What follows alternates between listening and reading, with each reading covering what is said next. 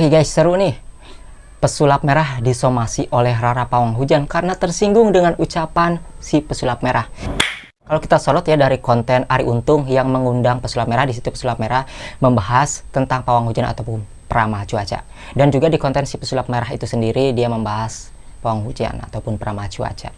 Waktu itu kalau di channelnya sendiri si pesulap merah itu kalau nggak salah waktu sama Bang Awe collabnya ya.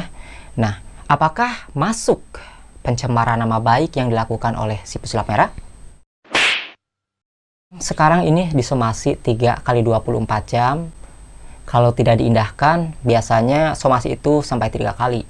Tapi bisa juga sih, somasi pertama tidak diindahkan, langsung ke pelaporan. Namun kan ini masih samar-samar. Apa yang dilakukan pesulap merah ini tidak menyebutkan nama Rara Pawang Hujan. Tidak menyebutkan orang yang disindir secara jelas. Dia tidak menyebutkan yang namanya inisial ataupun samaran. Ya. Setahu saya, dia tidak menyebutkan inisial ataupun samaran.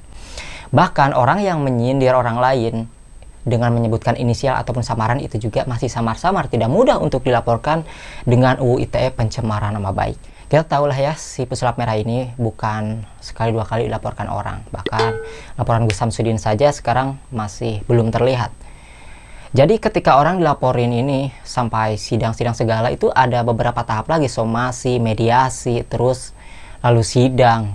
Itu ada step by stepnya. Jadi si pesulap merah santai aja karena dia sering dilaporin, tapi tidak ada efek jera untuk si pesulap merah karena tidak masuk buktinya si pesulap merah ini melakukan pelanggaran. Ya, kita lihat ke depannya. Karena kalau kita lihat nih dari perseteruan sebelumnya deh dari Hotman Paris kita ya ke berita lain dengan Rasman Arif Nasution pengacara. Dan pengacara Rasman ini bukan dengan Hotman Paris saja, tapi dengan Uya Kuya dan juga dengan Dr. Richarli. Ketika Uya Kuya membuat lagu ataupun sindiran kepada Rasman Arif Nasution mengatakan, sebut Rasman baru itu hebat. Artinya apa? Seorang pengacara pun sangat sulit ya, masih samar-samar untuk melaporkan seseorang jika orang tersebut menyindir dengan inisial ataupun nama samaran. Apalagi si pesulap merah tidak menyindir siapa-siapa ya. Dia mungkin menyindir oknum dan tidak menyebutkan nama jelas ataupun nama lengkap Rara Pawang Hujan. Kita lihat ke depannya proses itu berlanjut bagaimana ya. Nah, lalu pindah ke bagian Habib Jindan. Habib Jindan ini akhir-akhir ini dibully ya, dihujat. Namun sekarang bikin hiburan untuk para netizen.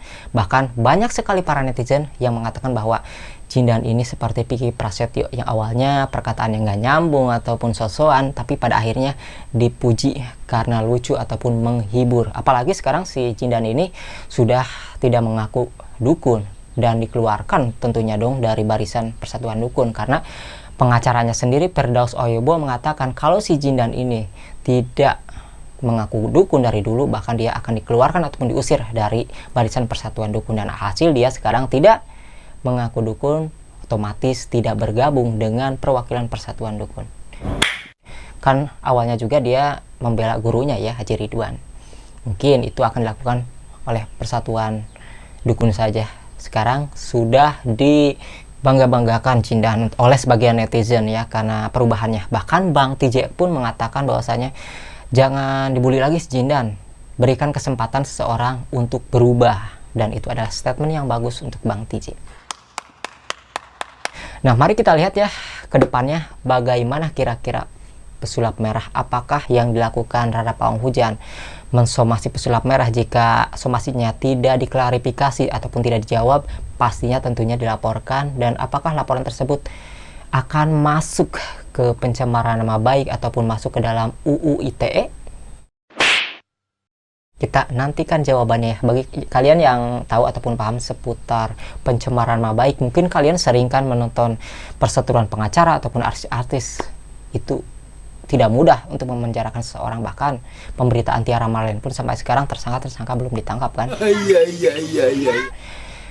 Jadi ya polisi juga banyak tugas ya, mulai dari laporan somasi aja 3 kali biasanya, terus setelah laporan itu ada mediasi, setelah mediasi sidang itu pun beberapa kali untuk menentukan salah atau tidaknya seseorang.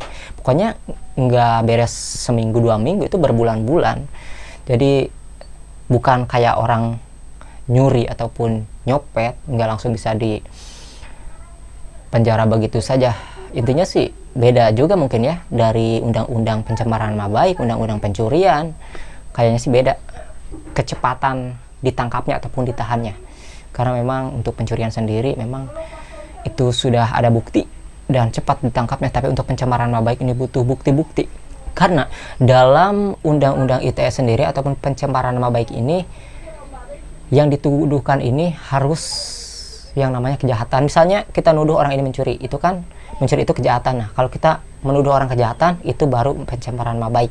Jadi kalau misalnya kita menyindir seseorang berdasarkan korban ini sakit hati, itu tidak bisa masuk ke dalam yang namanya pencemaran nama baik, karena bukan berdasarkan rasa sakit hati si korban, tapi berdasarkan tuduhan tindak kejahatan.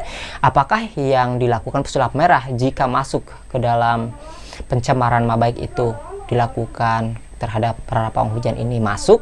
Apakah ini sebuah tindak kejahatan menuduh seorang pawang hujan, ya, menuduh seorang pawang hujan melakukan pembohongan ataupun manipulasi? Saya tidak tahu itu. Ya, bagi kalian yang paham hukum, tulis aja di kolom komentar ataupun komentar kalian yang lainnya deh. Bagaimana kira-kira apa yang dilakukan pesulap merah? Mungkinkah dia bisa ditahan ataupun dia akan menanggapi, mengklarifikasi